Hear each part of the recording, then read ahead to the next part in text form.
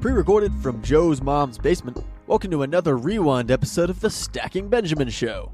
Hey everyone, I'm Griffin the Intern, or like my nickname as a kid that stuck, the Fintern. Today is National Be a Kid Again Day, and we're celebrating hard in the basement. Joe's mom rolled out the Otter Pops and Capri Sun, while Doug laid out the slip and slide out back. The guys even let me go first. I forgot how hard the ground is under those things. But while the guys are on their lunch break, they said I have to come in to reapply sunscreen and tell you all about today's show. It only makes sense that we talk about family, kids, and money, so I'm throwing it back to a roundtable episode all about talking about money as a family. It features frequent guest and host of our sister show, Doc G, and our friend the scholarship shark, Pam Andrews. This episode originally aired back in 2021, so ignore any mention of current events. Joe, OG, and Doug are back on Monday with a whole great summer slate of new podcast episodes, and I'll see you again in 8 weeks. Enjoy, Fintern out. Hi, I'm Eric Rosenberg from Personal Profitability, and when I'm not busy hustling my tuchus off, I am stacking Benjamins.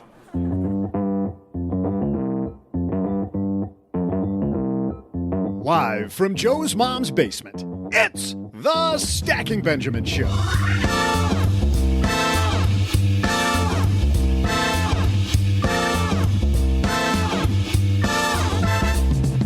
I'm Joe's mom's neighbor, Doug, and how are your family members handling their personal finances?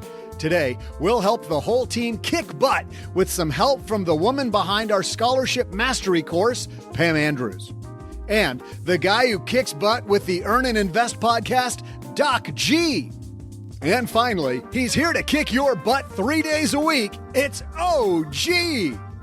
Plus, what discussions about money should you have with your financial advisor? To help your portfolio align with your goals, today on our Friday FinTech segment, we'll talk to Kristen O'Grady from Seeds Investor. Later, we'll magnify Dan's money. He graduated last year and just converted to a full-time employee and got a big raise. Sounds like Dan's also a little bit of a bragger, am I right? Now, how should he alter his plan to get as much money working for him as possible? And finally, we'll tackle my trivia, which will totally kick butt. And now, a guy who hasn't once asked me about my retirement goals, which may or may not include a camper, some moon pies, and a case of Dr. Pepper. It's Joe Saul-Sehy. Doug's got big goals, doesn't he? Hey, everybody. Welcome to Moon Pies for the Win podcast. I'm Joe Saul-Sehy, Average Joe Money on Twitter. We're going to have some fun today talking about money and families and how do you, A, teach your kids about money, keep the conversations open, and maybe talk to parents about money. And here, joining us, as usual, to help me kick off the weekend, it's my friend OG.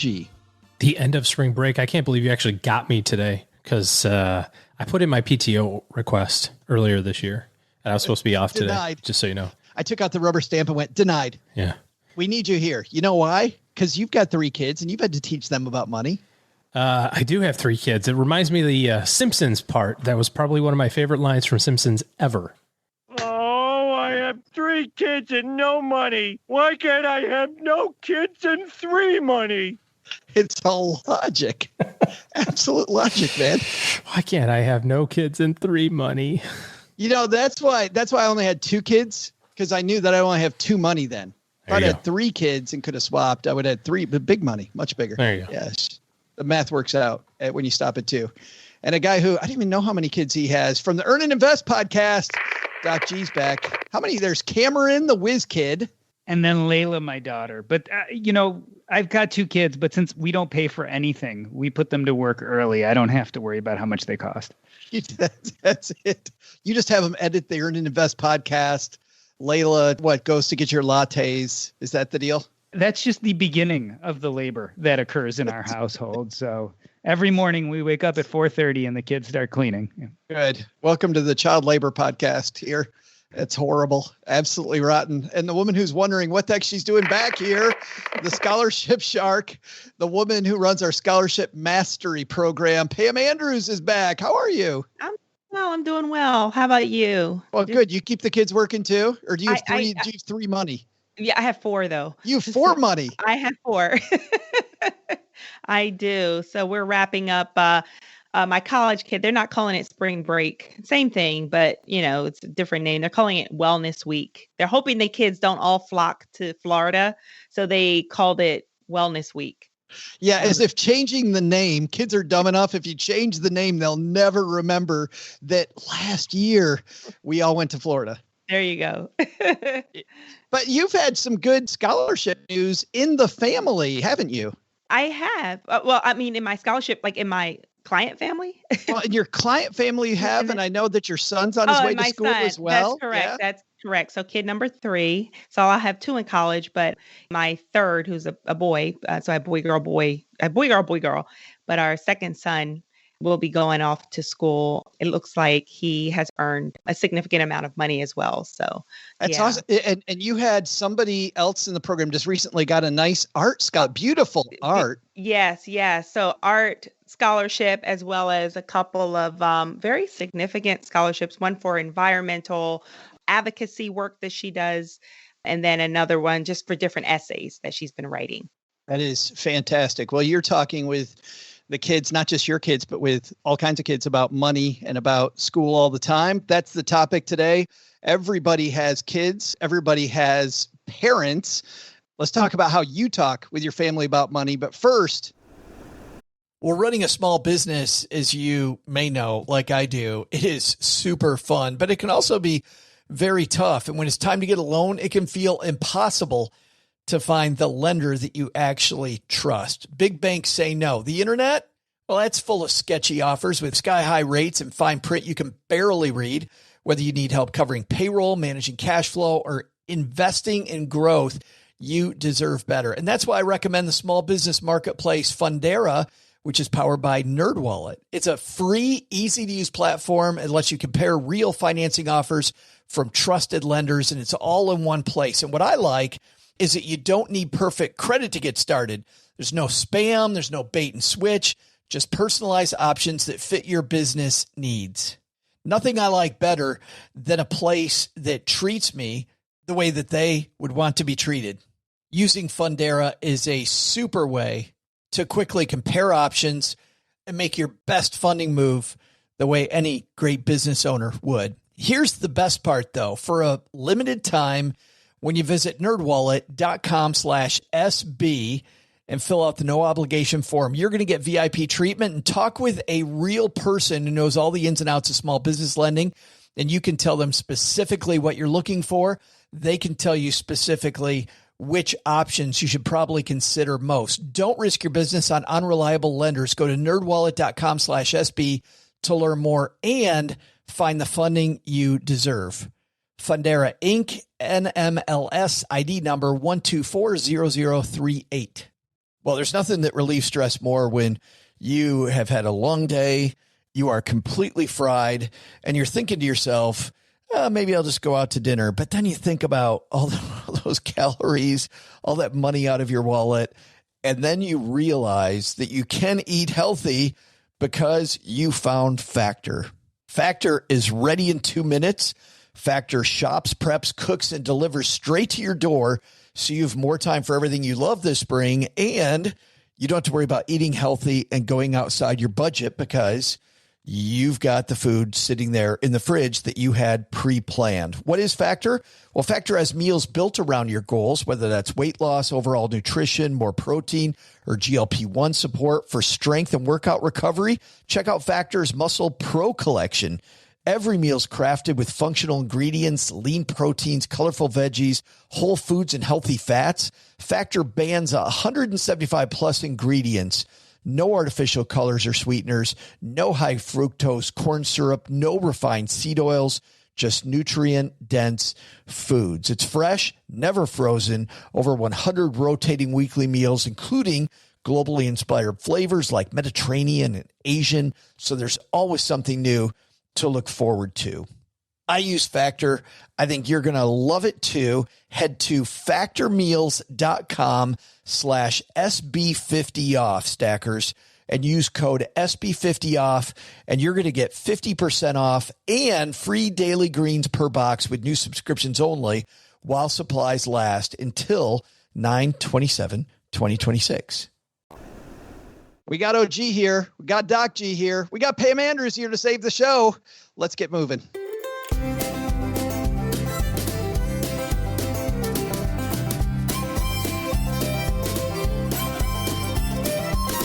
Well, I know we've had a lot of discussions lately. In 2021, we've talked a lot about how you talk about money, but we haven't had this discussion, which is teaching your kids about money and broaching the subject in the right way. And then also working with adult children on money and parents on money. And this comes to us from the New Retirement blog.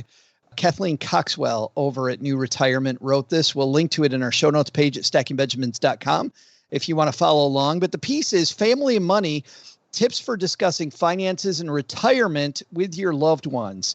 And a few points that they make are these. The National Alliance for Caregiving and the American Association of Retired Persons, ARP, estimate that 22.4 million U.S. households, nearly 1 in 4, are now providing care to a relative or friend, meaning that we could probably be doing a better job of helping people ahead of time. 40% of baby boomers who have a living parent are helping take care of that parent, either financially, personally, or both. NerdWallet found that 80% of parents of adult children are covering or have covered at least a portion of their adult children's expenses after the child turned 18. And so communicating about money is something they say we need to do a better job on. They make 2 points, which, Pam, I think we'll start with you. Kathleen opens up here saying 2 things, Pam. Communicating about money makes everyone better at personal finance, but it also leads to financial confidence. I know you talk about money with your kids. Have you seen with your older kids, now that they're out in the world, have you seen financial confidence from them? Sorry to laugh. or more confidence asking mom for help?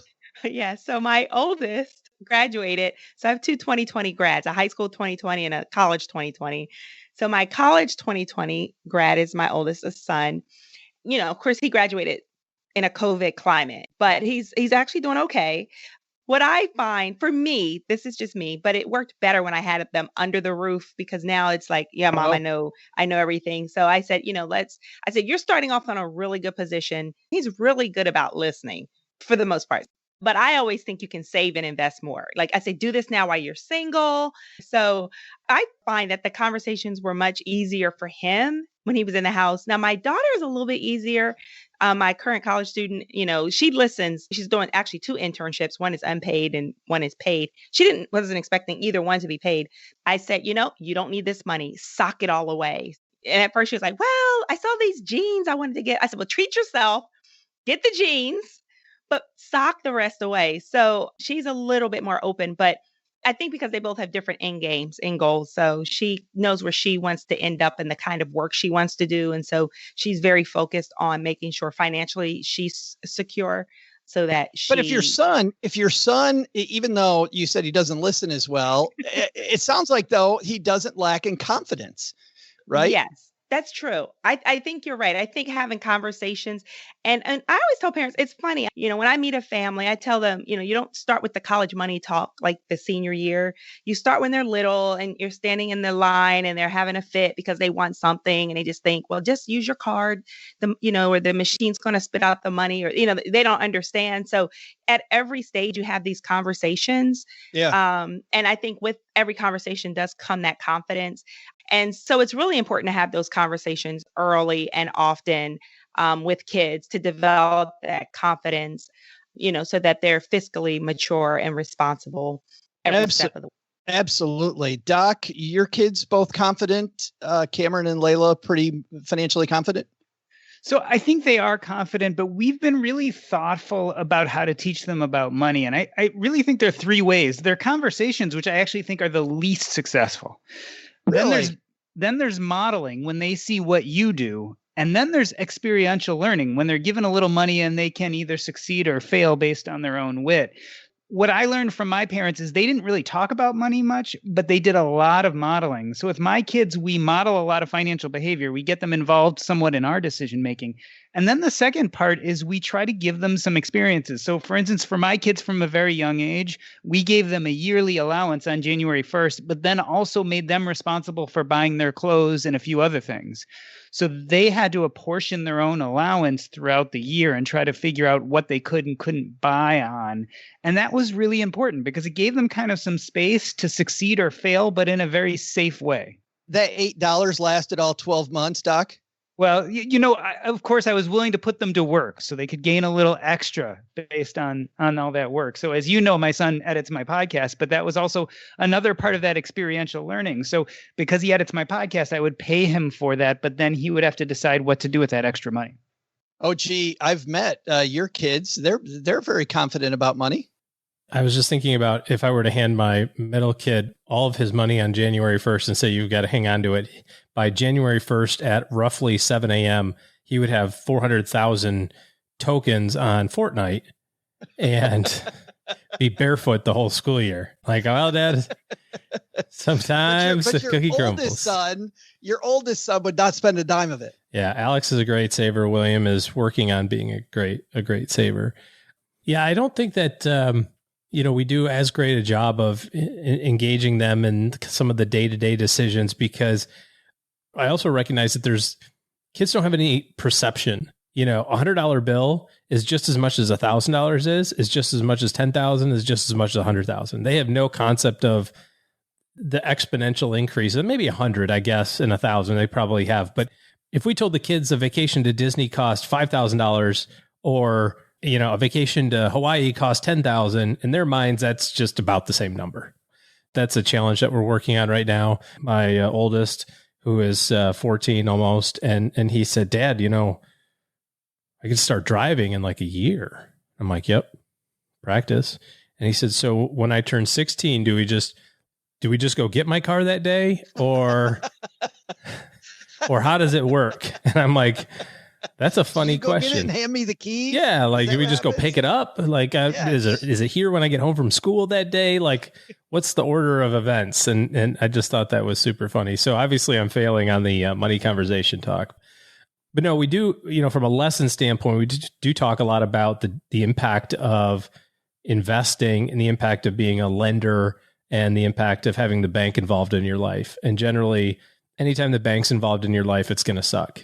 For some reason, if they're holding your money, they suck at paying you back. If you've borrowed money from the bank, it sucks because they take all your cash. But if you're the owner of an organization, if you're a part owner of a company, like you're a shareholder of a stock, you get paid quite handsomely. Even if it's only 52 cents from Apple, that's 52 times what the bank's going to pay you. So I'm excited to see, now that my kids are 25, the financial confidence they got, because Cheryl and I were open about money. My daughter was very much like William, big time spender, but we called it out all the way through high school and learned lessons. It's okay to be a spender. Dad's a spender. So you play tricks on yourself. And Autumn became, much to her credit, the world's best thrift store shopper. Like, phenomenal. So she still gets to feed her fashionista itch, but she spends as little money as possible. And now she's very proud of the fact that she does not spend money on clothes. She gets to shop for clothes all the time, but doesn't spend much money. And so that was really cool. My son now owns 4 rental properties. He was much like Alex, where you gave this kid $1 and you never saw it again. And he would ask you for another one. Like, no matter what, he was like, hey, Dad, you got $1? I'm like, what? So it goes in your piggy bank and I never see it again? He's doing incredibly well. But to see them pay him back to your kids with 4 kids, and to your point, between your son and your daughter, the next point on this list says, think about family members, not family money. You got to teach your kids individually. Like, it's not a blanket statement where you can treat them all the same. You're absolutely correct with everything. I mean, because they're all different. They just are. How they process, what triggers them, how they handle money, all of it. Same. I was just thinking about I have one, I'm thinking it's the same thing. If we gave him money for the year to manage it, I mean, we would have clothes and he would be okay with that. Like he would really like legitimately be okay. Like, oh, okay, well, who needs clothes? Fine. Like, yes, I'm fine. And as they get older, as they go through different stages, what helped us, and this is, your first kid is just an experiment. It just, we have experimented with you. We are learning on you. We will continue to learn. That's what we tell our 23-year-old. Pam's oldest, by the way, is named RD. Used to be RND, but they research and development. For sure. But our biggest regret, we wish he had gotten a job sooner. My husband's self-employed and he would do stuff in the business, but if he did it, he did it. If he didn't, I'm like, stop paying him. If he doesn't do the work, stop paying him. But he didn't get his first job till after he graduated from high school. And now my daughter, she has a side hustle, front hustle, back hustle. The girl loves to work. She loves money. She loves it. And then our third one, he's working cleaning offices. He loves it. And so I think if it had been his money in terms of, using air quotes, like his money, so this is funny. My husband and I differ on, I always love hearing conversations about our allowance because we differ on our allowance. This was like one of the biggest arguments we would have. And I tend to win when it comes to arguments in the family. But I'm like, no, my husband's like, they need an allowance. How are they going to learn how to manage money? And I said, I don't like allowances. That's recycled money. I tell them, go get your own new money and you bring that into the household. But I'm not giving you money and dad's not giving you money just to kind of recycle in the, so, but maybe we should have done that with the oldest. So yeah, so to answer your question, you learn with the first one and then you're like, that didn't quite work. And so with each kid, you get better. Let's go there. I was going to bring that up later about allowances, but Pam, since you kicked it off, Doc, what do you think about allowances in your family? So we did have allowances, but again, we did the yearly allowance. So I think it's reasonable as they get to a certain age that they can have some spending money. And I think it's important that they learn how to allocate that money and use it for their needs. You can argue back and forth whether they should have to have chores for that or should they have little quote unquote jobs. I think that really depends on your family culture, which gets back a little bit to the question you started before. I think each child is individual, but I think you also develop a family money culture, which is important for your children, especially if you start when they're young. So our family culture was you are going to get an allowance, but you are going to have to figure out how to allot that allowance. And we were going to actually the allowance wasn't just for fun and play. We were going to give you a little bit more, but then you were going to be responsible for some necessities like clothes. And so that was our way of trying to give them a little bit of responsibility along with what otherwise could be called a gift.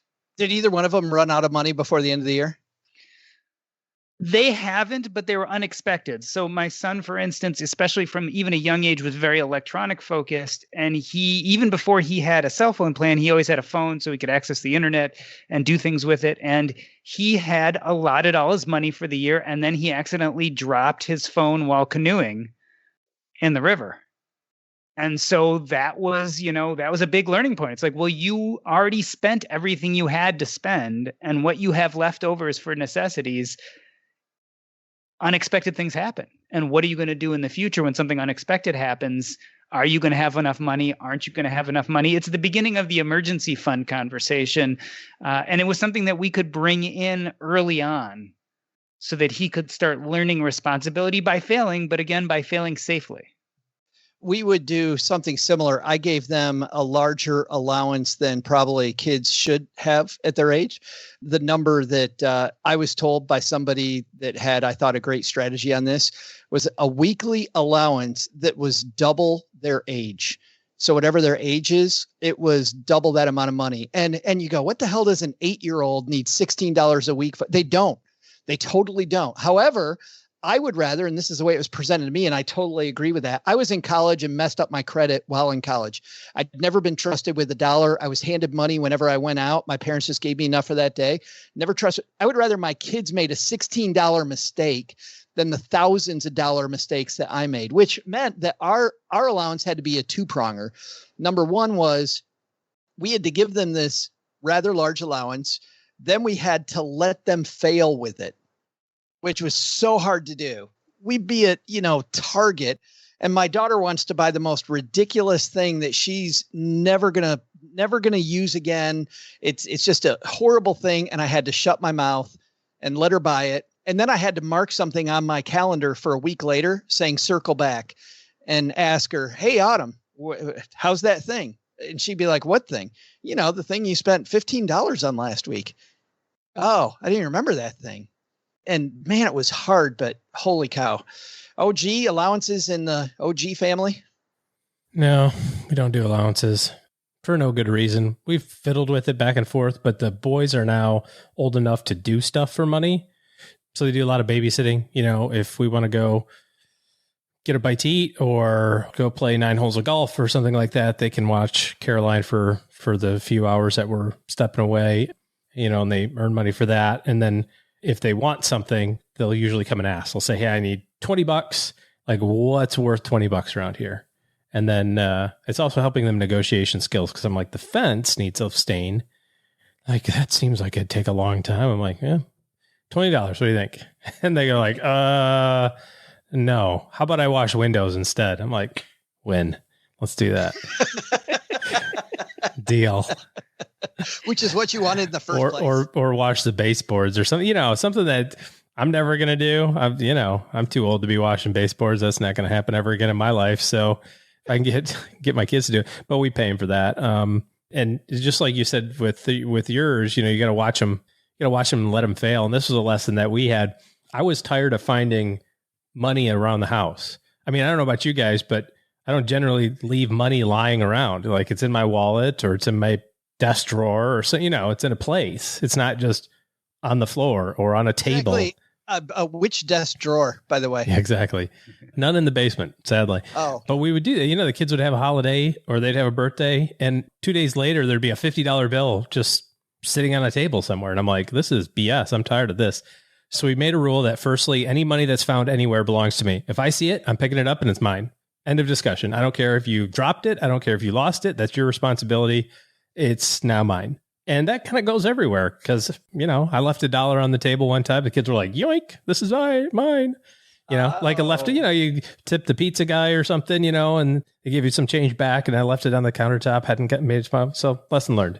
But the other thing that we did was we started creating our own currency. So the Secret Service doesn't have to get involved here because we're not spending it outside of the household, but it serves the purpose, like you said, of letting them fail, but also not having them really fail. So we call it dad bucks. And so they get paid in dad bucks, which are just real dollars, but like shrunk way down. So I followed the Secret Service guidelines. It has to be like 1/10 the size, which I did. And so we pay them in that. And then they can convert those dad bucks into real stuff. So if they're like, hey, I want to buy this thing on Amazon, I go, cool, it's $19. And they'll give me 18 or something. They try to slide one in another, you know. But the inflation rate's horrible. It takes 63 dad bucks to equal one. Exactly. That's lesson number 2. Yeah, that's lesson number 2. Guess what? We now have Zimbabwe's inflation. Here's the $1 trillion bill. I was thinking when Brazil had to devalue their currency. That would be a good idea. We've devalued it. It's like taking taxes out of the Halloween basket. I'm sorry, Dad devalued his currency. What does that mean? It's a tough lesson. I know. It's. I love that. I love the dad. I'm stealing that. Yeah. I'm going to do mom buck. Well, it works because if they lose it, they learn the lesson of they lost the money, but in real life, they didn't. You know what I mean? Like in their life, they did, but I still stay sane because they didn't. I had a client when he was a financial planner wanted to teach his kids about taxes. So he would give them their allowance, and in front of them, he would withhold taxes. He would take some back. But the cool thing was that went into their giving fund, and they could decide where the money went, but it was not going to national debt. It was national debt. They put it toward the national debt, obviously. That's it. The nation of debt. Hey, there's 2 more things I want to get here that are super important. There's so many important things. It's such a great piece. But it says start by knowing and sharing. The key word here is sharing your financial strengths and weaknesses. We're all strong enough to pat ourselves on the back with our kids and tell them how great mom or dad are with their money. But sharing your financial weaknesses with your kids, Pam, what do you think? Oh, I do. I tend to be very transparent with my kids. You know, you don't come across like you're transparent at all. Oh, really? Yeah, you right. See right through me, literally. Like I do. I think that it's really interesting. I'm like the woman in the room, right, with the dads. So I'm listening. But I think, and maybe because you guys have the financial background, the financial education, financial literacy background, but my husband tends to be very guarded. Like just little things. Like, oh no, I don't want them to know this or don't want. I'm like, why not? They need to know these things. So that was my dad, by the way, Pam. We would walk in the room while they're having a financial conversation. My dad told us we had to turn around and walk out. Financial conversations, not for kids. Yeah. And that's what I love about, because I always try to turn my husband on the like podcasters, like, okay, just listen. Because maybe like he can glean from other dads, other men, and how free you talk about money. But I definitely think it's good to share your strengths, your weaknesses. And as a woman, I'm definitely sharing with my daughter. And I also share with my female clients a lot too. Like I kind of give a lot of mom wisdom when I'm working with them, but I'll just speak about my own daughter. I just share money wisdom with her in terms of even little practical things. So you're going out on this date, be ready to pay your own way and call me when you get there and have your own Uber money ready to go and all this stuff. And then of course, my husband doesn't even know she's going on this date, right? And so he's like, oh, she's going where? That's how transparent my daughter and I are extremely close. And I know everything. But I think it's important to share strengths and weaknesses because a lot of times they don't know how we got where we got to. They just think we were always here. Like, like we were just always, we always were, whatever. And like, no. There were a lot of bumps and bruises and a lot of mistakes. And you'll make your own mistakes, but you don't have to make the same mistakes that I made. You can go make other mistakes and learn from it and grow. But I think it's very important to transfer the strengths and our knowledge and then just flat out tell them where we messed up. I didn't learn this until I came literally into this financial literacy world. It doesn't take 30 years to pay a mortgage. Isn't that bizarre? I never knew that. Like, really? But that's what they say. They give you a 30-year mortgage. Yeah. Like, you can actually pay it off less, literally. And as silly as it's, the way I go into knowing, like, you don't have to go into debt to get an education, like, duh, that's like common, right? So, I'm telling my two young adults, our two oldest, yes, this is what you can do. And I turn them on to you guys all the time because I want them to get, when I share my weaknesses, I say, okay, I didn't know this, but these are some people who really know what they're talking about. Listen. And when you got them in the van and you just play it. Did you just accuse us of knowing what we're talking about? Yes, absolutely. Don't ever do that in public. What are you trying to do to us? Absolutely. Back away from that microphone, Pam. So definitely share it. I think it's good. Doc, how about you? I think it's important for your kids to learn and hear about your financial decisions. And so again, I think that's part of that important modeling. So we discuss a lot with our kids. I don't tend to like pull out the net worth number, but for instance, if we're buying or selling properties or if we're buying something that's expensive like a car, we'll actually show them the numbers.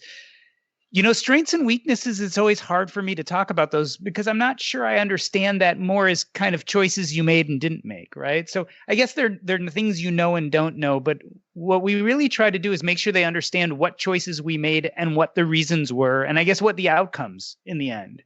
So I think it is important for them to see, and I'm not a big fan of secrets. So I think that your kids should know about your finances. That doesn't mean they should go out to the playground and tell every friend about how much money you have and what you do with it. But I think within the family unit, it shouldn't be something of embarrassment. It shouldn't be something that we hide from each other. I think that's, again, building that kind of family culture of understanding your finances that will bring that confidence later on as they get older.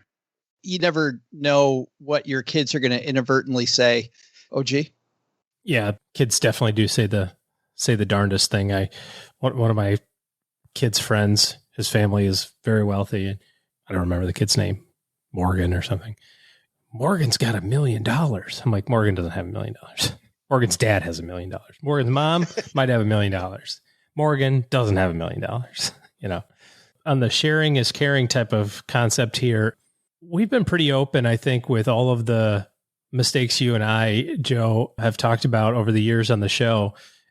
I've made it pretty public that just about every financial mistake that you could think of that you could have made, I've done twice. Once because I didn't know better, and the second time to see if it was really as bad as I thought. And it was.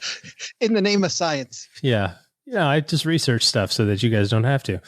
But I don't think that I'm kind of with Doc G on this. I don't know that I spent a lot of time on the So back in '07, when your mother and I were struggling financially, we went out to dinner and it was really stupid, or stuff like that. I don't know that really comes up, but we do celebrate a lot of the wins. Like you were saying, if you have an opportunity to involve them in a decision, we're evaluating a rental property right now, which seems like a no brainer to me, but I gotta convince Mrs. OG, which is weird because it's like, this is so easy. But so we're kind of looping the kids in on it. Anytime so everybody gangs up on mom. Is that why? Pretty much. Yeah. Sadly, that actually happens, and I don't want it to happen. But the boys sometimes, like my oldest, he's almost 14, right? So he's got a little bit of a little attitude, got a little sass to him. He's a teenager. He's getting tough. He can kind of talk back, see what happens. So Pam was talking about that a little bit earlier. I don't know about the talk back, but somebody's pretty confident. Oh yeah, yeah. He was really confident, and he said something under his breath the other day that almost got him a night like outside. I mean, he said something like to my wife, I mean, not to her, because he's smarter than that, but under his breath said something like, "I don't even understand why it matters. You don't even work." Oh, are you kidding me? Oh yeah.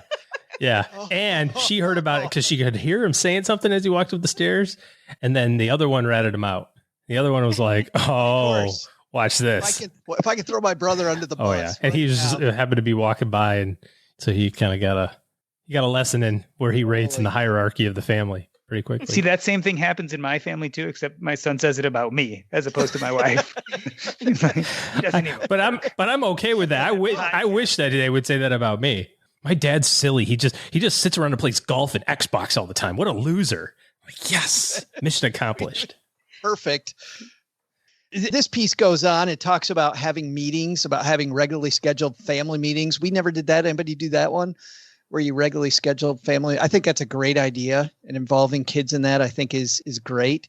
And then focusing on shared values to drive a discussion. Like I love, Doc, what you said about like your family values and vocalizing that, this is what we value. I know our family always had a mantra that my kids can still tell you, which is we will not be outworked. Like you might be smarter than me, but you are not going to outwork a C-high, which just ain't going to happen.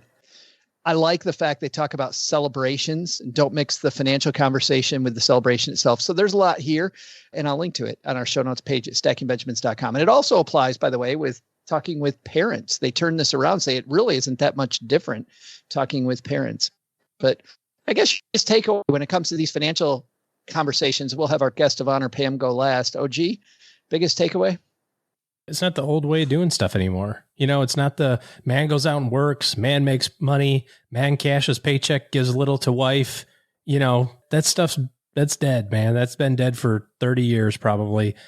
Not just with your spouse, but the more that you can educate the people around you, not just even your kids, but, your parents, if you're lucky enough to have them around and still be able to help them make better decisions, your cousins, your nieces and nephews, your aunts and uncles, like all the people around you in your community. That's how we do better as a group. And it's not coming from school. Like you don't graduate high school with a CFP. You don't graduate college with a CFP.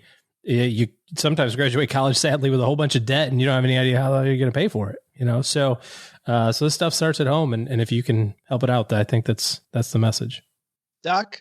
Yeah, be intentional, be thoughtful, and do your fire drills. We talk about this idea of allowing our kids to fail and fail safely. It's the whole idea of practice, right? So whether it's talking to your parents or talking to your kids, all of these conversations are like fire drills. They're preparing you for the real deal one day when you have to make these difficult decisions. So if you do your fire drills now, you're going to be a lot better off when decisions actually have to be made. Pam, you've got the last word. Yeah. The big takeaway for me, I think, because we never talked about money growing up. And now my mom's in a place where, her health is fragile, to ask, kind of what's in order, what's what, she's thinking, well, are you trying to get rid of me? Like, no, mom, but, because that's just my sister and I, we just want to know what are your wishes and all that. So I think by talking with your kids and just making all kinds of money conversations, like a part of the culture as I get older, and maybe it's me being selfish, I'm hoping that later on I can have very open conversations with my kids. They understand my wishes and can respect mom and dad's wishes and whatever when I'm way, way up there in age. So I just think it's kind of a full circle. Like you're always in some stage of this money conversation, whether you're on the receiving end, parenting, or you're planning for aging parents. You don't escape it. I'm sitting right at that intersection of both college kids, young adults, high school students. I've got a 10-year-old, and then I've got an 80-year-old mom who now lives with my sister because she can no longer live on her own. And my sister and I always have these conversations. So I think you just do your loved ones a big service when you just talk about it, whether it's your kids and you're talking to them about it, or if it's your parents or older parents talking to their adult children. In business, there is no room for guesswork. Every shipment matters. Every deadline counts. And when you're trying to keep operations running smoothly, the last thing you need is uncertainty. That's why reliability is at the core of USPS Ground Advantage. From the moment your package is first scanned in, it moves through a secure nationwide network, aiding in a timely and accurate delivery. You get near real-time tracking so you can keep up with your shipments. And with affordable upfront pricing, there are no hidden fees or surprise surcharges to throw off your cost sheets. It all adds up to predictable deliveries you can depend on, because knowing your logistics are handled lets you focus on everything else, your customers, your team, and the future you're building. Visit USPS.com/Ground Advantage to start shipping with confidence. USPS Ground Advantage. We mean business.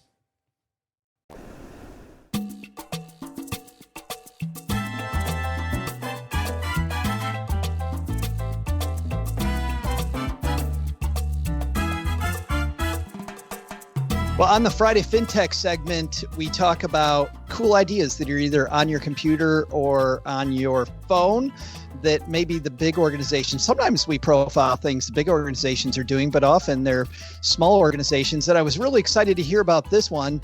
This group does not even speak with individuals. They're talking to financial advisors about having better conversations about aligning your values and your goals, like we talked about today, with your portfolio. So let's learn more about Seeds Investor and Kristen O'Grady coming down to the basement.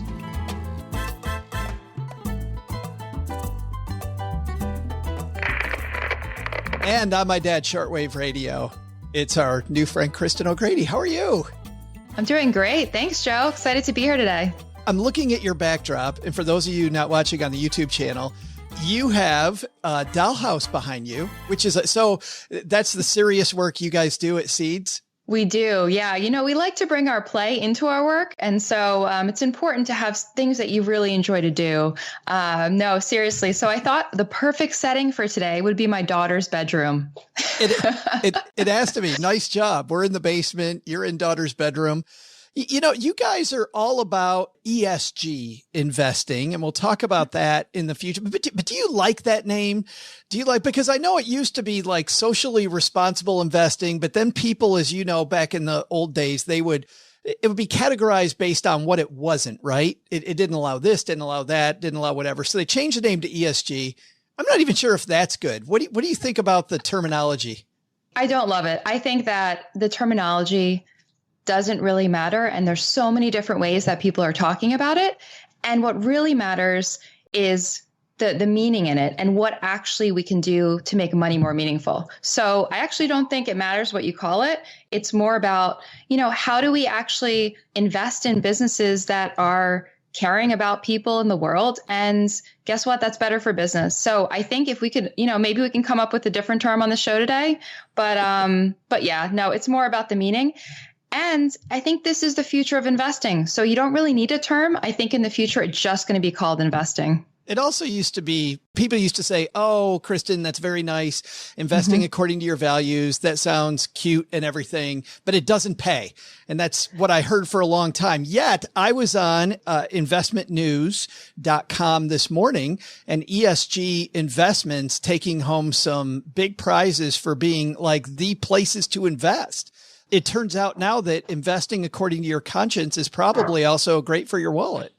Exactly. And so you're totally right. Where it started with the SRI was all about negative screens. It was all about let's eliminate tobacco, let's eliminate different sectors. And then, of course, it's hard to get benchmark returns when you're just taking things out of an investment portfolio. So where it is now with ESG or whatever we want to call it is why don't we invest in good businesses? And good businesses treat their employees well, and they treat their supply chain well, and their operations are more efficient.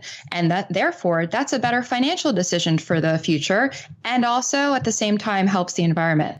And so what's changed and what I've seen coming from, large asset managers and banks, now what's changed with the investment thesis is this is actually a better way to invest because in addition to financial factors, you're looking at kind of all of the company's operations, which are financially material. Let's talk about your background, Kristen, because you have a deep background in this area. How did you first get started with investing based on your values? Yeah, thanks for that.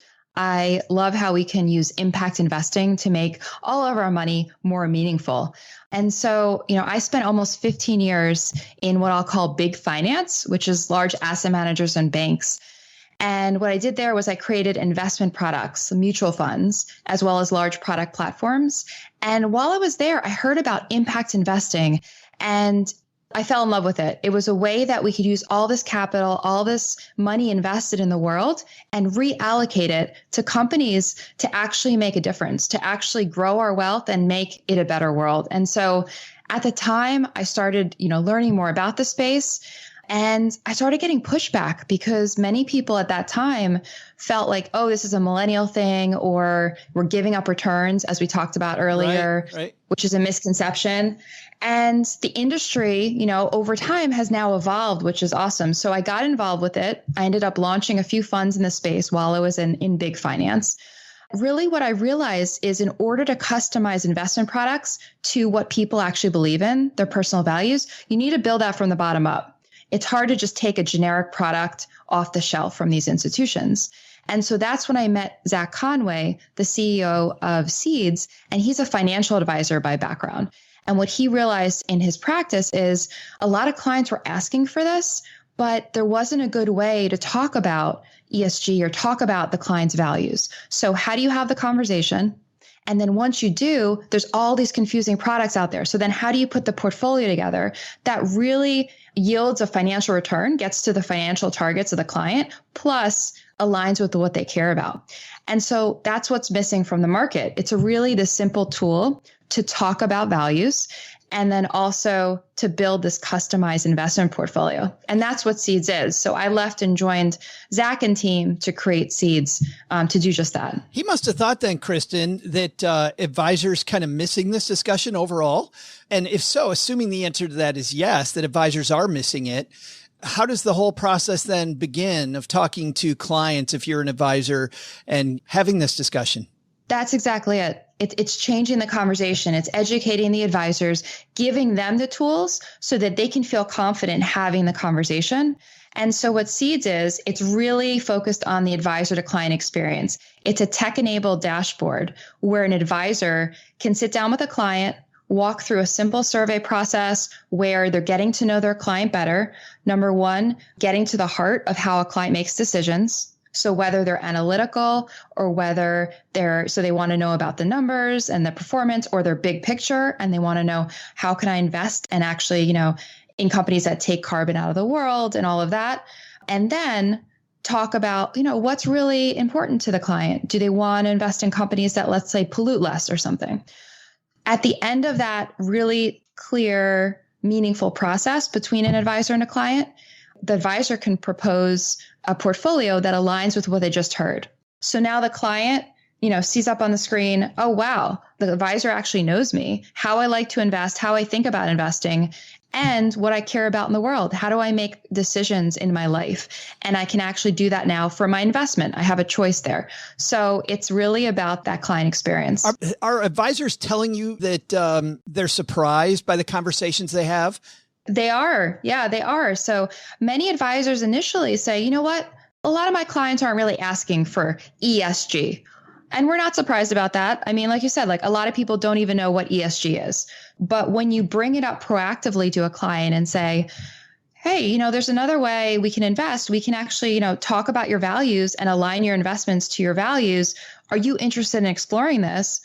One of our advisor teams we work with, 90% of the time, their clients say yes, of course. Why wouldn't I want to explore that? I'd love to have choices with my money. I'd love to know where my money is going and love to walk through the process. And so once an advisor sits down and has those initial conversations, they see how this can be game changing for their business. They're looking for what. Yeah. Well, that's actually why, Kristen, I think there needs to be a name change. Because frankly, if you ask me, do I want an ESG portfolio? No, I really don't care. But if you ask me personally, would you like your portfolio to align with your values? I go, oh, hell yeah. If I've got my money in places that align with what I believe and kind of, Stephen Covey had this whole thing about a family mission statement, and I can have this bigger impact on the world with my money. I'm making money and I'm doing things that align. It seems close to the same conversation, but really a different conversation when you're talking about my values in particular. Joe, that's exactly it. That's exactly it. And so it's resonating with really all demographics, right? Not just millennials or women, but people from all sides of the political spectrum, from all demographics are like, of course, I want to use my money in ways that support companies that have similar values to mine and actually are doing good things in the world. So many advisors have now started using this concept and this way to personalize and invest intentionally in order to really grow their business, to make more meaningful relationships with their existing clients. Yeah. It's just a way to get closer and make a difference. I'm smiling because a couple of years ago, we had on the guy that ran the Vice Fund. And I'm just wondering if any advisors have reported you, they've had these conversations like, well, I want a portfolio where we drill more, or I want one that's all cigarettes. Like if I could get more alcohol in my portfolio, Kristen, that would be awesome. Any of those experiences? We have. Yeah. Sometimes, Really? I remember one particular experience that was like, you know what? I think I think some of the Vice stocks might be good. Can we do that? And so we'll joke about that. But you know what? One of our examples we use for ESG is one of the large beer companies. And so, yes, in the negative screen land, some people may not want alcohol in their portfolio. But in ESG, and what that means is about the company's operations and how they're treating people and their corporate integrity. And so one of the large beer companies actually does really well from that perspective. They're doing well for their employees. They have targets to help the environment and have better packaging. So ESG is more about like, how can any company, no matter what product you're making, basically do better, in terms of their people and their operations. And guess what? That's better for business. But yeah, no, we have heard some of those, Vice Fund stories. And that's fine too. I say, if you want a Vice Fund, you can, some of the index funds that you may be holding right now may actually have some of those Vice stocks that you may like. So, but I love this, but I love the change of going to a positive screen, because you're right. Yeah. It used to be, nope, there would be no, whatever the thing might be. And to your point, corporate responsibility. That's super. So then advisors can offer a product. You guys have a product. Tell me about the Seeds product then. It sounds like it's a separately managed fund. Everybody has their own portfolio. Yeah. So at the end result of this experience we talked about between an advisor and a client is the advisor being able to propose a portfolio, a customized portfolio that really speaks to what they heard from the client, what they care about. What that is a full allocation. So on the equity side, it's a portfolio of stocks, like of companies that are customized to the person. And then on the fixed income side, it is a separately managed account of mutual funds and ETFs. It's a full allocation, and we'll be expanding that in the future. But the customization is really important because values are personal. And so why shouldn't investing be personal? I think there's two takeaways here. Number one is, if you're not having that discussion with your advisor about values, I would bring it up. The other takeaway, Kristen, if there's advisors listening and they want to learn more, where do they go? So you can check us out on our website, www.seedsinvestor.com, or feel free to email me directly, Kristen@seedsinvestor.com. Nice. And you know what? If you're walking the dog, we have you covered. We'll have links to Kristen and to Seeds Investor on our show notes at stackingbenjamins.com. I know when we finish this, you're going to be playing with that dollhouse behind you. So have a fantastic afternoon, Kristen. Awesome. Joe, this was awesome. And thank you so much for the opportunity to talk about how we can all think about making our money more meaningful in the world. Really was a pleasure. Hey, trivia fans, I'm your trivia host, Joe's mom's neighbor, Doug. And today is a workout wake-up call, people. It's National Kick Butts Day. As soon as I saw that on Joe's mom's holiday calendar, I knew I needed to be all prepped and ready to head out to the gun show, if you know what I mean. Let's all get ready for a heavy workout, peeps. But also, just in case someone takes Kick Butts Day the wrong way, I'll admit, I'm also all padded up where it counts. That way, if OG tries to land a quick one on my old behind, no problemo. But overall, I gotta say, there's been no butt kicking yet.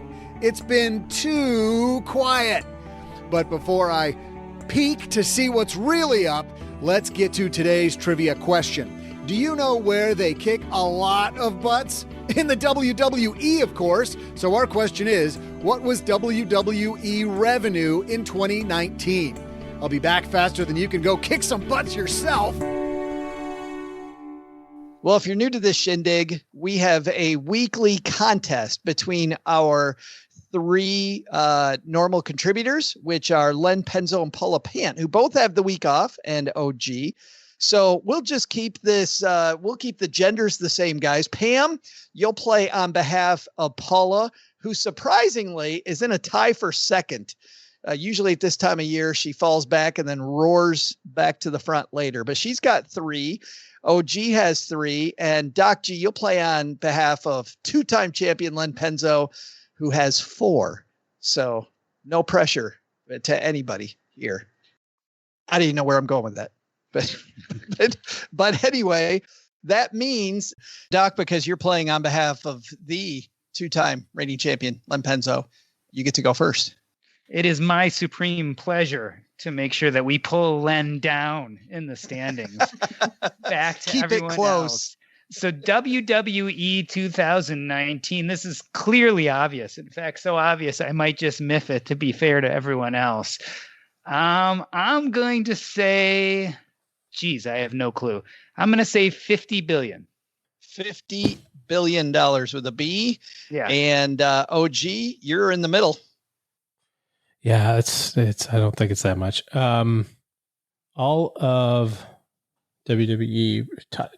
You said revenue? Is that what this is? Revenue, yeah. Top line numbers for WWE. I'm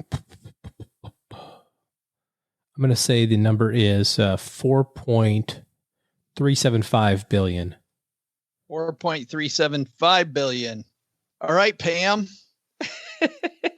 So the last time I played, and I wanted Paula to win, and I just made up some ridiculous number, and all I had to do was go one higher than Doug. Right. Like that was it, and I didn't do that. But billion feels so big.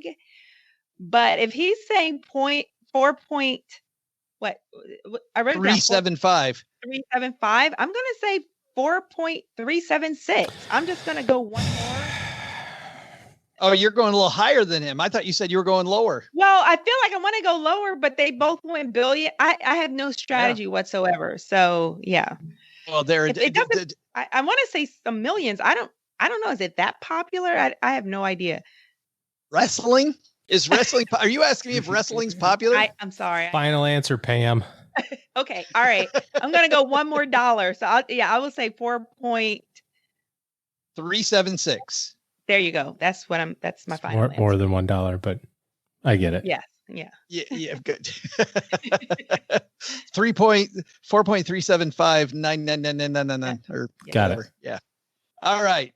We'd love to tell you who's right, but of course we can't do that yet. We'll be right back.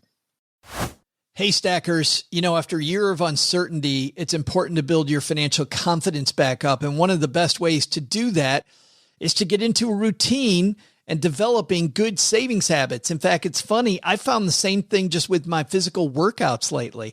I've had good savings habits for a long time now, but when it comes to a morning routine where I actually get out and exercise before my body knows it, I need to get that back after 6 months of traveling. And finally, the last few weeks, I've signed up for a half marathon. I've gotten my workouts together, ran 18 miles last week. It feels really, really good. And it can be the same for you and your savings habits. Well, you can learn some great savings tools and tips from Navy Federal Credit Union Savings Learning Center. There's everything there, whether it's planning for college, retirement, a rainy day fund, long-term goals. They can help you start planning and getting that muscle back together. And we all know that life in the military already comes with all sorts of financial challenges, whether it's a deployment, your EAS day, or retirement. It doesn't matter. You have to build that habit. Navy Federal offers free savings accounts for your every need. So if you want to save with a credit union that helps you build financial confidence, find out more at NavyFederal.org. Doc, it appears you are much higher than everybody else, my friend. You got a good number. In more ways than you know. I was about to say, that's not unusual for me. If the number's 30 billion, you got it, brother. You're good. And OG, you got the rest of the middle. How you feeling? Well, you don't. You've got the low side. I got the under. Yeah. I don't know. I have no concept of where WWE falls. Pam, clearly with her answer, you're a big fan, big WWE fan. Is wrestling a thing? And it's all real. It's all totally real. Yeah. You don't know what The Rock's cooking, Pam? I'm afraid I don't. Oh, man. All right. All right, Doug, what's our answer, man?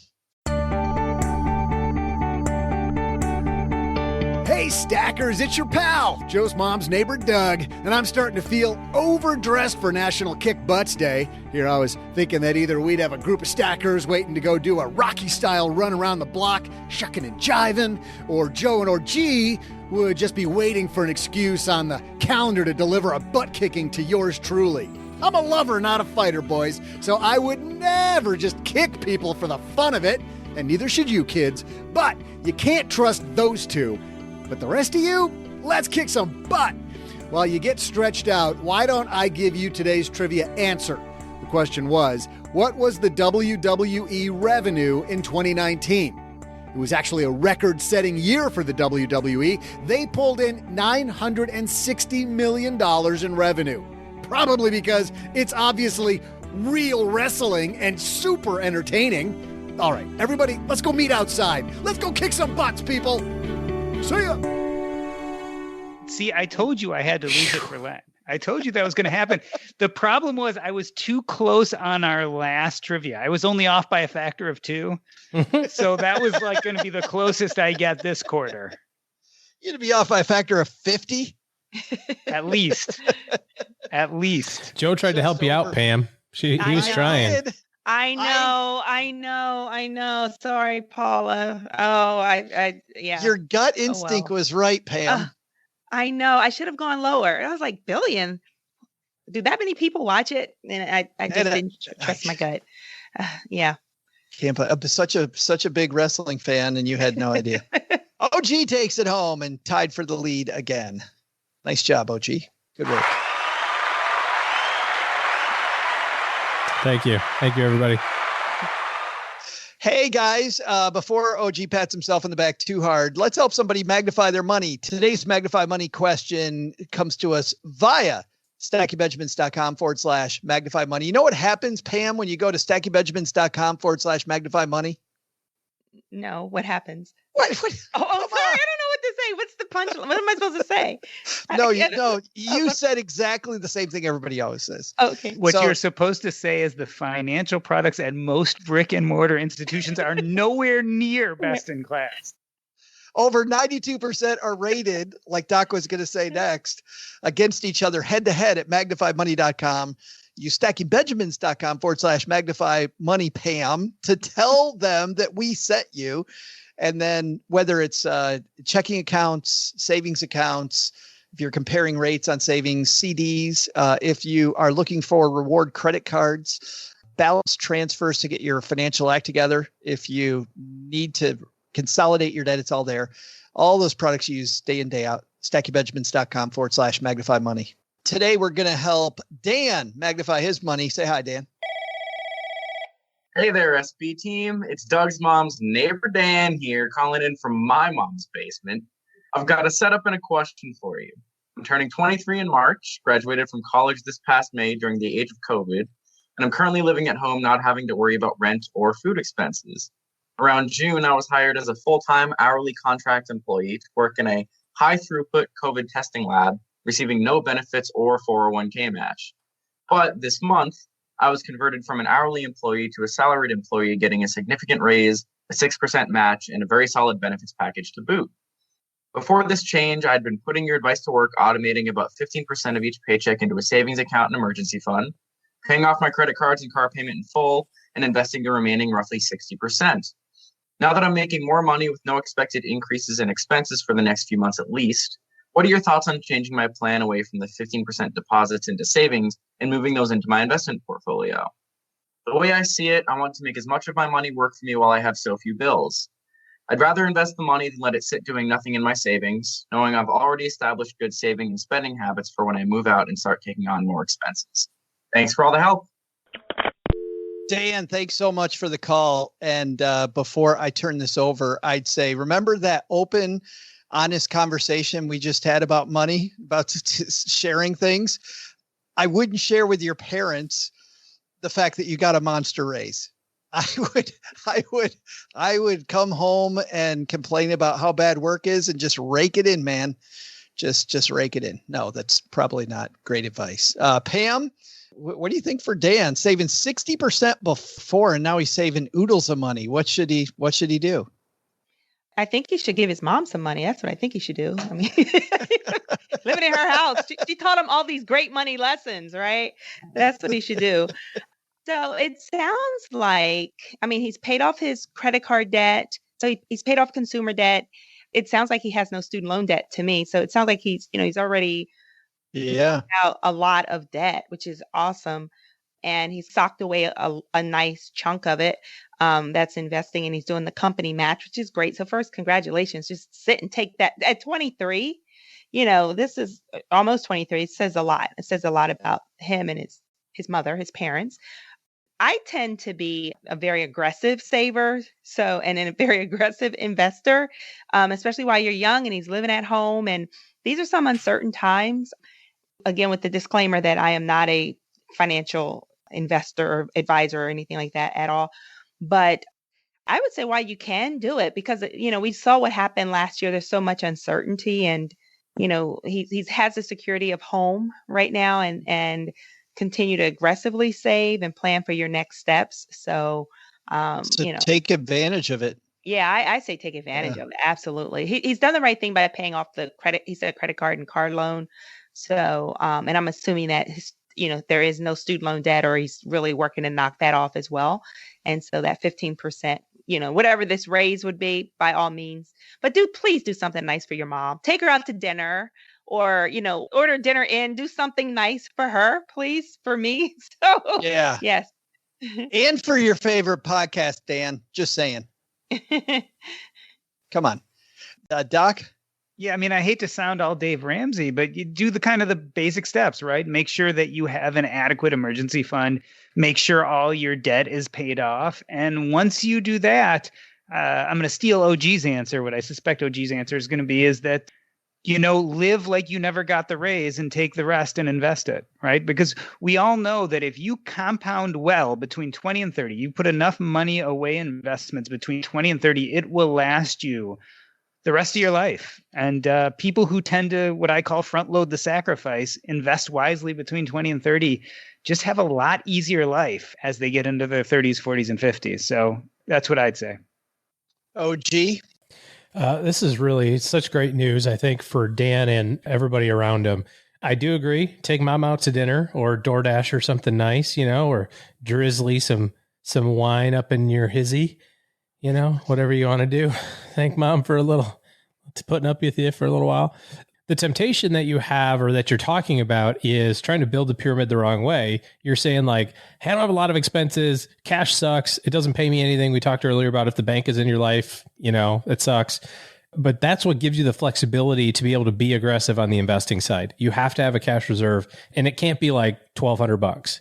It needs to be good number, like $5,000 or $10,000, because you may not have $3,000 a month of expenses today, but you're gonna, and it's going to happen before you think about it. So get that safety reserve, get that safety net in place, and then absolutely swing for the fences on all of your investing. You can max out your 401k, all in the Roth if you have the Roth option available to you. You can, so that's $20,000. You can put money in your Roth IRA if you don't make whatever the limit is this year. I don't know, 100 something, I think. So that's another $6,000. And so if you've got that done, you can go to an HSA if that's available. That's another $3,500 if you've got that available to you. So now you're at almost $30,000 a year. So if you still have money after, and by the way, all of those places are tax-free money for the rest of your life. So HSA, Roth 401k, tax-free forever. And then if you still have money left over, you're still thinking, hey, I still got money, then put it in your taxable brokerage account. And all of that can be automated. You can say, hey, I've got 13 paychecks left this year. I've got 22 paychecks left this year. I want to max out my 401k, do the math, figure it out, and do the same for your Roth, do the same for your brokerage account, same for your HSA. And if you set that up now, your next pay raise, you get a pay raise personally, because right now you don't need it, right? So you went from making, let's say $20,000, and now you make $60,000. I'm just making the numbers up. Save all that extra 40, right? And then you go from 60 to 100. Now you've earned the opportunity to spend some of that because you've already built in the behavior of that $30,000 or $40,000 a year savings, which, like Doc G said, just bust out a calculator and say, well, if I save $40,000 a year, $30,000 a year, $20,000 a year, $10,000 a year for the next 10 years, yeah, and then never save another penny, like do it for 10 years and then never save anything for the next 30 years and see how much money you have. Lock it in. It's buckets.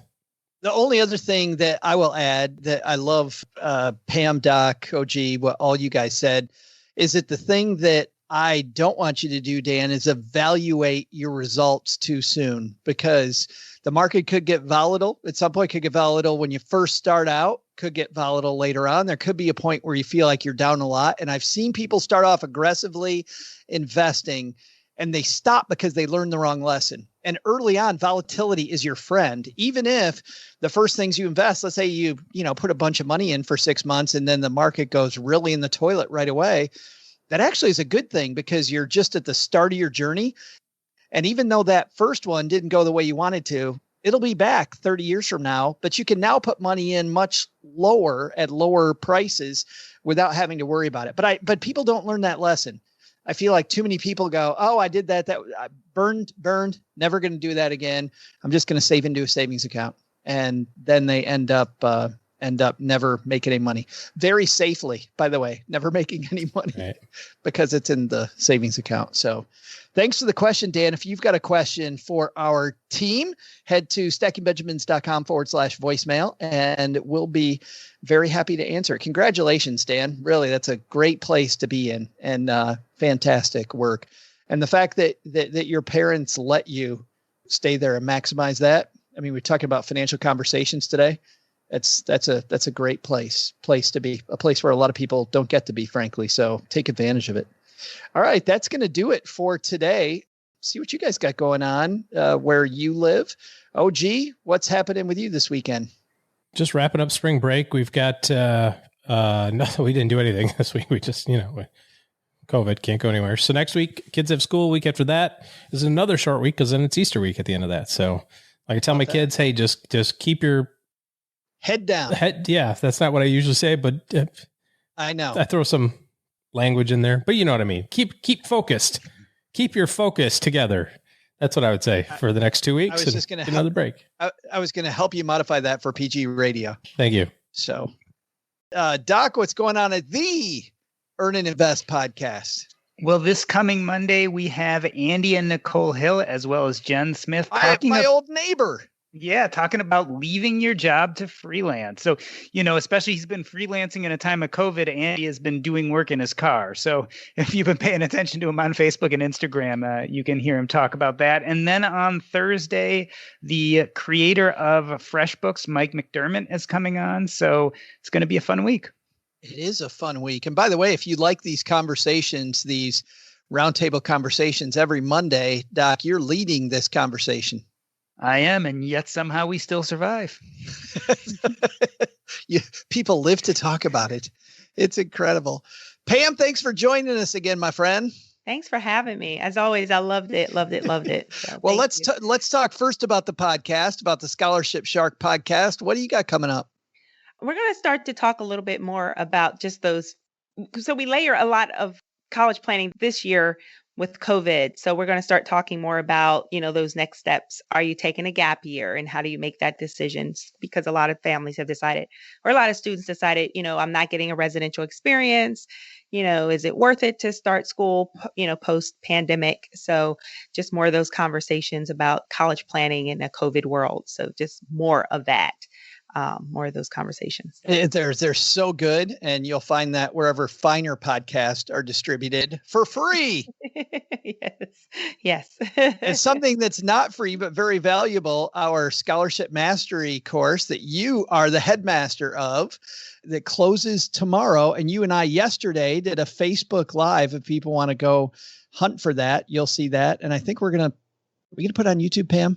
Sure, or is it a YouTube Live? Is it a YouTube Live? It's Facebook Live, but I'm sure your team will, put it out there wherever. Pam's like, yes, have your people put it wherever. Thanks, Pam. That's good. Job security for the team. There you go. Yes. Yeah. But big things, people, because this closes tomorrow, big thing people need to know that are maybe looking at college in the near future. Absolutely. So they've made the decision. They're hearing back from schools and some families are trying to figure out how to cover that gap. And what I find every time we do this, it's not the information. It's really that accountability. It's knowing what to do, the step by step, but then it's also meeting, because we do have live sessions that we're doing in the beginning to kind of on ramp them, so to speak. What I find very interesting, parents pay for it right away. And so it's really not until we show up live that the students really do start taking off and they're like, oh, I'm like, yeah, that was in the video. But so I just think it's really important. Of course, I'm slightly biased. I think it's a great course, if you ask me, and it gets results.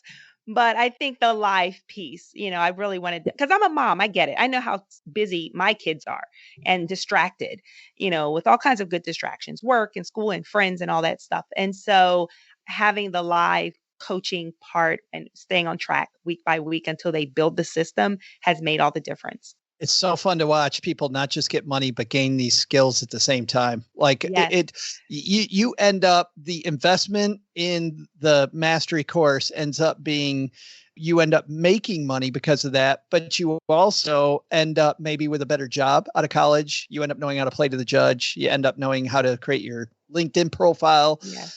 Like these life skills. It's stackingbenjamins.com/scholarship for more, or go to Facebook or YouTube. You can watch the video, see Pam and I talk about it even more. I think that's it. I think we just go ta-da at that point. All right, Doug, you got it from here, man. What should we have learned on today's show? So what should we have learned today? First, take a lesson from our roundtable. Want to create a family that's financially savvy? Families that retain money are better at communicating than other families. So work on having those conversations to make all of your family better with money. Second, take a lesson from Kristen from Seeds Investor. Aligning your portfolio with your values, that can be profitable and meet your standards, whatever they are. But the big lesson? Nobody showed up for National Kick Butts Day. And then I looked it up, and turns out that National Kick Butts Day is a national day of activism that tries to empower young people to stand out, speak up, and raise awareness of the problem of tobacco use in their states and communities. It's a great cause. Kick butts, like cigarette butts. Yeah, I knew it. I totally knew that. I totally knew that. To learn more about our guests and for more resources, you can head to our show notes page at stackingbenjamins.com. You can learn more about Doc G by listening to the Earn and Invest podcast. And you can learn more from Pam Andrews by heading to thescholarshipshark.com. You can get more information about Seeds Invest by heading to our show notes page or simply go to seedsinvestor.com. This show is created by Joe Saul-Sehy, produced by Karen Rapine, and engineered by the amazing Steve Stewart. Online, visit us on Twitter at SBenjaminsCast or on our Facebook page. I'm Joe's mom's neighbor, Doug, and I'm pretty much the guy in charge of everything around here. Trust me, this well-oiled machine didn't get like this all by itself. SB Podcasts may receive payment on the show from sponsors and guests in the form of books, giveaway items, discounts, or other remunerations. That's a big word. There's no way you take advice from these dorks, but like Joe's mom always says, don't take advice from people you don't know.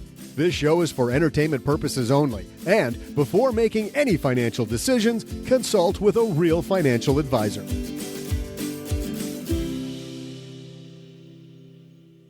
But seriously, kids, I will kick your butt if you smoke.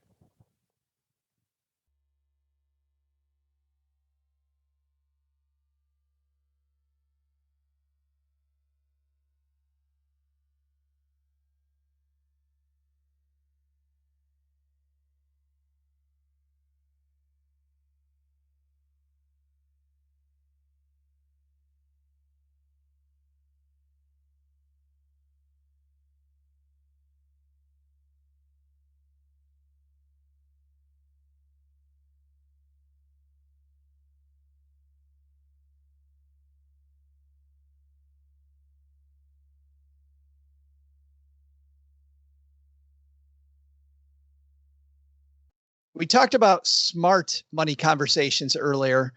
I was just thinking about dumb money conversations or dumb money moments.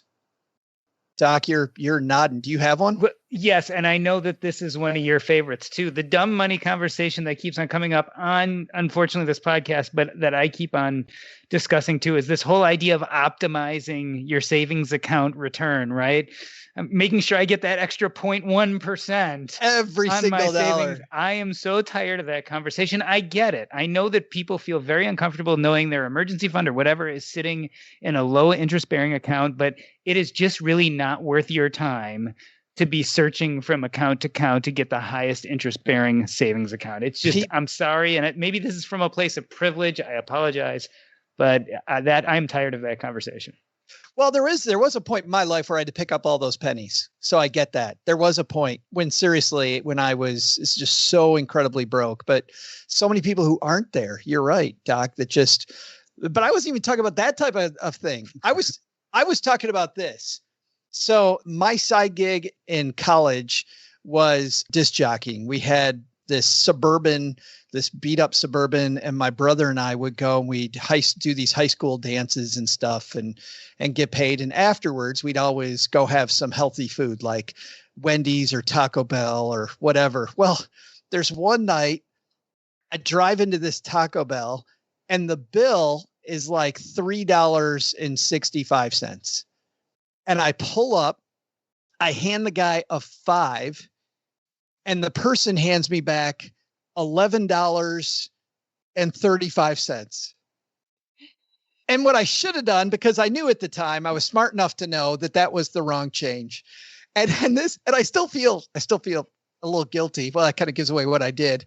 But right in my brain at that moment, I remember this piece of comedy from one of my favorite comedians, where he said that he found a wallet while he was roller skating through the park, and it had like $100 bill in it. And he thought to himself, if I lost $100, what would I want to have happen? And my brain said, I'd want to be taught a lesson. And so I looked at the dude who gave me this extra money, and I smiled and I drove off. And that is horrible. And I still feel bad to this day. But at the time, I got Taco Bell and some money. That was a good ROI. I was about to say, Joe, if you were really using your brain, you would have turned back around and gone through again. Right. I would have actually kept the money and handed back the Taco Bell. Is what I probably should have done. Anybody have a bad money moment like that? Emo Phillips, by the way, is the comedian you're looking Phillips, for. Yes. Emo. I had a paper out when I was a kid, and I got paid pretty good for an 11-year-old, like $200 a month, which was wow. That was a lot of cash back in, let's just say, the 80s. And it took me a while to like start investing, but I actually, started investing. That's how I bought my first car. Was I invested in Franklin mutual funds at the bank. But before that, I was the richest kid like in the entire universe. Like I always had money, like tons of it. Always had cash. I remember going down to the corner store. We had like a little corner store about maybe 4 blocks away that we could walk to. And I was like, I think I'm going to buy all the Laffy Taffies. They were nickel a piece, right? So it was just like the big bin, and you'd take out, I want 2 watermelons and a blueberry. It was 15 cents. And I just totally took one of the things and dumped it out. And I went, I'll take them all. And the guy's like, all right. And he just starts counting like 2, 4, 6, 8. And he wasn't nearly as impressed as you hoped he would be. He was not. He was not at all impressed. He was just like, he's going to make it rain. Wait until your dad hears about this. Well, this was back in the day where, could you imagine doing this today? But you could walk into the store and go, hey, and like put up, as an 11-year-old, a 12-pack of beer, get 2 packs of Winston's, and he would just kind of look at you and he goes, your dad out there? And you go, yeah, he parked around the corner. And the guy would be like, all right. And then, and you could walk out of the corner store with a case of beer, and that benefited me as well. Cause by the time I was like 16, I'm like, hey, how's it going? He's like, hey, Joe. I go, yeah, Dad. Oh, shoot. I guess he didn't park right there, but yeah, there was a car there. He went, and he's like, all right, tell your dad I said hello. I'm like, will do. And I put him in my bike, and I'm like riding down the bike, but I bought all the Laffy Taffy. Yeah, just brown bagging it as a 16-year-old. We didn't have any money when I was a kid, so the fact that I could buy anything I wanted, anything I wanted, I could buy any pair of shoes I wanted, I could buy any pair of clothes that I wanted, any pair of jeans, and as much Laffy Taffy as I could carry. So you had like your little neighborhood, like Trading Places moment where you cornered the market on Laffy Taffy. I did. You could have like run up the price. They had to buy it from you for so all of that terrible behavior continued through high school. Like, cause I always had money because I always worked. I've never not worked. Even, I had the paper out. Think about if you had that money back now. Oh God, I know. Instead of the 42 pounds of Laffy Taffy I carry around my waist, he'd be a thousandaire. I'd be a thousandaire. You should have told Dan that. Dan, with your big raise, I know. Go buy a bunch of as much as you can stomach. It's unbelievably good. But it was the square ones. It wasn't even the flat ones that are like really super chewy. It was the square, anyways. So when I got to high school, everything was great. I worked during high school. I always had money. So at 18, I was told, what do you got to do at 18? You got to get a credit card because you have to like get your credit right away. Like you have to get it. It's just like, otherwise somebody would take it or something, who knows? So I got a credit card, and it was for a gas station, which is a great thing to get. It's very useful at other places that all have the same gas. Like, not at all. Yeah, not in the least. And it was a $200 limit. And so it was really quite a deal. I would go to the gas station. I would put my 42 cents of gas in my car, whatever it was, $1.60, for the day or few days that I needed. And I would go in and get a Coke. Cigarettes and beer. Or cigarettes and beer. Because Dad's like out in the car. school. Well, that it had to be the place that you knew, right? It couldn't be just like a rando place. And I was driving by then. So you didn't drive and drink beer, Doc. Come on. Nobody does that. I didn't say drink it. I meant carry it. But here's what I figured out. So one time I had my buddies in the car, and I'm like, hey, I'll get what do you guys need? And we're like, oh, I'll take a bag of chips and some candy and some Cokes and all this stuff. And I said, well, you guys pay me cash. So I was like, this is the greatest thing in the world. I put credit card down, I get cash. So I have this big pile of cash. Now I can spend twice as much because this is fantastic. You're laundering money. Yeah. Like Clark gas station had no idea what just hit him. And then seriously, like 30 days later, the bill comes and it's like, you've maxed out your credit card. It's $200. My mom's like, so what now? I'm like, whoa, crap. I spent all the money my buddies gave me. So that was my lesson in credit management. It didn't stick, but that was one of my lessons in credit management. You had to try that one at least twice. At least. The second time to make sure. At least twice.